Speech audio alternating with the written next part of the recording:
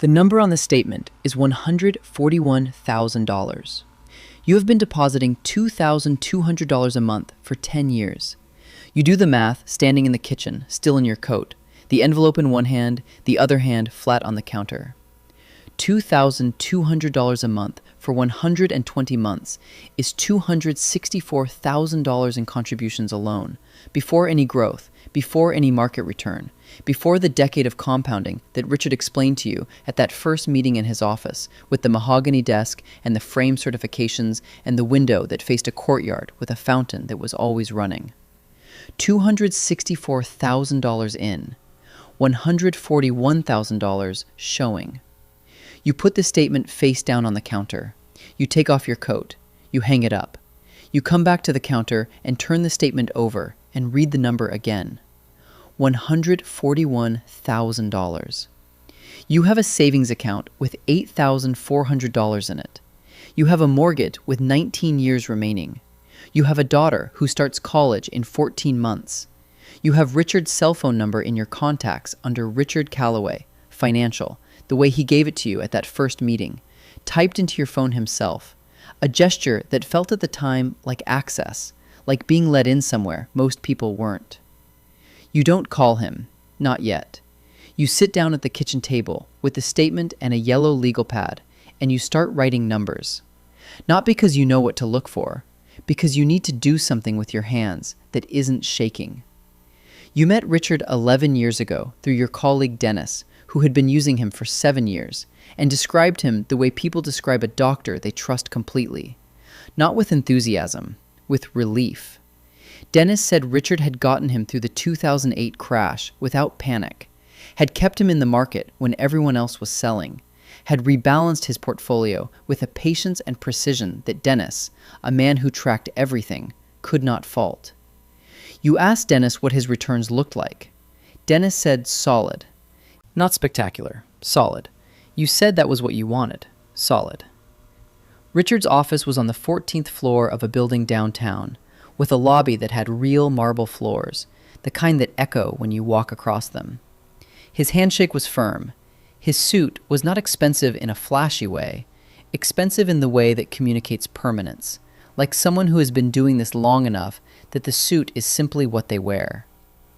He had a way of listening that made you feel like your situation was both unique and entirely manageable, which is a combination that is very difficult to manufacture and very easy to trust.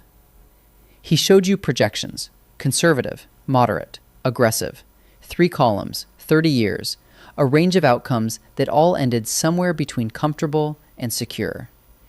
You chose the moderate column. He said, good choice. You signed the discretionary management agreement, which gave him authority to make trades on your behalf without calling you first, because calling you first would mean delays, and delays in certain market conditions cost money. And you trusted him, and the agreement was standard, and Dennis had signed the same one. Your initial deposit was $15,000, everything you had saved across 4 years of disciplined spending, and a bonus you had been holding for the right moment. The right moment was Richard's office. That was what it felt like. For the first 3 years, you received quarterly statements that you read the way most people read their phone bill. You check the total, you note whether it went up or down, you file it. The account grows, not dramatically, solidly. Richard calls twice a year, once in spring and once in October, always brief, always calm, always with 1 or 2 observations about market conditions that sound specific enough to be informed and general enough to be unfalsifiable. He asks about your family. He remembers your daughter's name. He remembers that your wife teaches elementary school and that you've been thinking about refinancing the mortgage. He takes notes, or appears to take notes. You can hear a pen moving. You refer him to your brother-in-law Paul in year 2. Paul signs the same agreement, deposits $22,000. Richard sends you a handwritten thank you note on cardstock with his name embossed at the top. You keep it in your desk drawer for reasons you don't examine. In year 4, you get a promotion. The salary increase is $18,000 annually. You call Richard before you call your parents. You increase the monthly contribution from $1,400 to $2,200. Richard says that's a smart move. He says the compounding effect of that increase over the remaining time horizon is significant. He uses the word significant the way people use it when they want you to feel like you've made a decision worth feeling good about. You feel good about it. You hang up and call your parents. The first thing that doesn't fit is small enough that you almost don't catch it. You are in year 6, reviewing the annual statement, and you notice a line item for management fees, $4,100 for the year. You do the math. The account at that point holds $98,000. $4,100 on $98,000 is 4.18%. You call Richard's office, and his assistant, a woman named Carol, who has answered the phone every time you've called for 6 years, tells you Richard is with a client and takes a message. Richard calls back that evening and explains that the fee structure includes both the advisory fee and the underlying fund expenses and some one-time rebalancing costs from Q3. He speaks for 4 minutes. By the end of the 4 minutes, you have understood approximately half of what he said and feel slightly embarrassed about the other half, which was probably the point. You say, okay. You thank him. You hang up. You don't write down what he said. You don't look up the fund expenses independently. You don't ask for the fee disclosure document that you signed at the initial meeting and that you have not looked at since. You file the statement. This is not stupidity. This is the specific vulnerability of someone who trusted a system and built a life inside that trust, and for whom questioning the system means questioning 6 years of decisions that cannot be undone. The math is uncomfortable. The alternative, that something is wrong, is more uncomfortable. You choose the explanation that lets you keep the life you've built around the assumption that everything is fine. Everything is fine. You say it to your wife when she asks about the statement. She says, okay. She has never looked at the statements herself. This is not because she doesn't care, because you told her early on that you were handling it, and she believed you, and the believing became a structure neither of you examined after that. In year 8, your father dies. He leaves you $47,000, the total of a savings account he maintained for 30 years, money he put away from a salary that was never large, in an account that earned almost nothing, because he didn't trust anyone with it except the bank, and he didn't entirely trust the bank. You deposit the $47,000 with Richard. You do it quickly, before grief can complicate the decision, because complicating the decision would mean sitting with the money, and sitting with the money would mean sitting with your father, and you are not ready for that. Richard says he's sorry for your loss. He says the timing is actually reasonable from a market entry standpoint. You say, okay. You hang up. Your father's $47,000 goes into the same account. You do not look at the account for 4 months. When you look, the total is $196,000, which includes your father's deposit, and which looks, at first glance, like growth. You close the statement. You don't run the numbers. Running the numbers would require subtracting the $47,000 deposit and looking at what the original balance actually did in those 4 months. And you don't do that, and you won't do that for another 2 years. And by then, it will be too late to matter in the way you'll wish it had mattered. The statement that ends everything arrives on a Tuesday in March. It is the annual summary, the one that shows the full year performance alongside the 10-year cumulative. You have been receiving this statement for 10 years, and you have never read the 10-year cumulative line until now. Because until now, the quarterly numbers were going up, and up is not a number you interrogate. The 10-year cumulative shows $141,000. You have deposited $264,000. You have added $47,000 from your father's estate. Your total contributions are $311,000. The account holds $141,000. You have lost $170,000 over 10 years in a market that, over those same 10 years, returned an average of 11.4% annually. If your $311,000 in contributions had been invested in a simple S&P 500 index fund with no advisor, no discretionary management, no mahogany desk, the account would hold somewhere between $490,000 and $530,000, depending on contribution timing. The gap between $141,000 and $510,000 is $369,000. You are standing in your kitchen with your coat still on, and the number is $369,000. And your daughter starts college in 14 months, and you have $8,400 in savings, and 19 years left on the mortgage, and a yellow legal pad that you are now filling with numbers that keep producing the same answer, no matter how many times you run them. You call Dennis, not Richard, Dennis. You ask him what his 10-year cumulative looks like. Dennis is quiet for a moment. He says he'll have to check.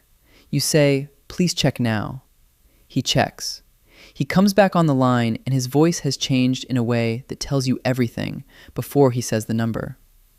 Dennis's 10-year cumulative is $162,000 on $290,000 in contributions. You both stay on the line without speaking for a moment that is long enough to mean something. The SEC complaint takes 4 months to file properly. You hire an attorney named Marianne Voss, who has handled 8 similar cases and who speaks about Richard Calloway with a flat precision that tells you she has said his name in this context many times before. She shows you the fee structure buried in the disclosure document you signed 11 years ago, a tiered system that extracted between 3.8% and 5.2% annually in combined fees, compounding against your balance every year, invisible in the quarterly statements because it was netted against returns before the numbers were printed. She shows you the fund selections, actively managed, high-expense products that paid Richard's firm undisclosed kickbacks for placement, a practice that was technically legal under the regulatory framework at the time of signing, and that has since been restricted by rule changes that arrived 6 years too late for your account. Technically legal. She says those 2 words the way someone puts down something they don't want to be holding. You ask if you can get the money back. She says some of it, possibly. It depends on what the investigation finds, and how Richard's firm responds, and how long the process takes. The process will take between 18 months and 4 years. You have a daughter starting college in 14 months. You and your wife sit at the kitchen table that night after the call with Marianne, and you go through the numbers together, all of them. The ones you should have gone through 8 years ago and 6 years ago, and every year when the statement arrived and you filed it without reading the cumulative line. Your wife doesn't say you should have caught this sooner. You know she is thinking it because you are thinking it. The not saying is its own kind of weight. You move what remains of the account to a Vanguard index fund the following week. Expense ratio 0.03%. No advisor, no discretionary management, no handwritten thank you notes on embossed cardstock. You set up an automatic contribution and you do not give anyone authority to make decisions on your behalf. And you read every statement the month it arrives. Paul calls you 6 weeks after you file the complaint.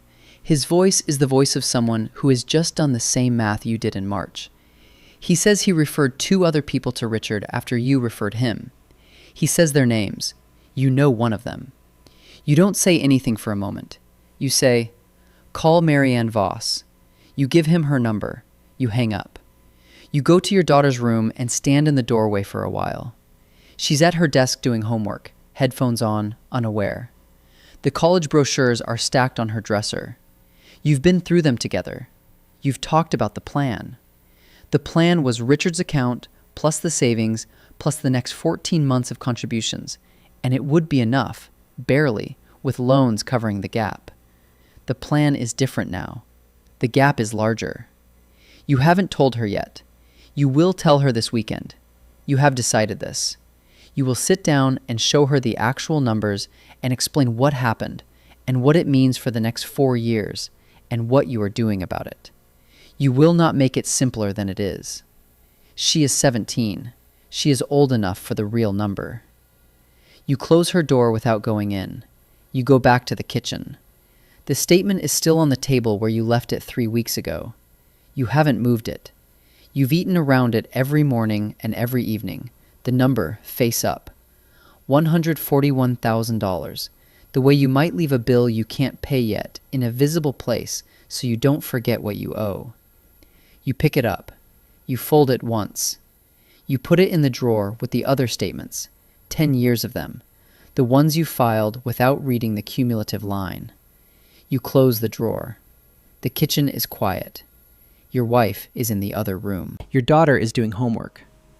Outside the window, the street is doing what streets do on a Tuesday in March.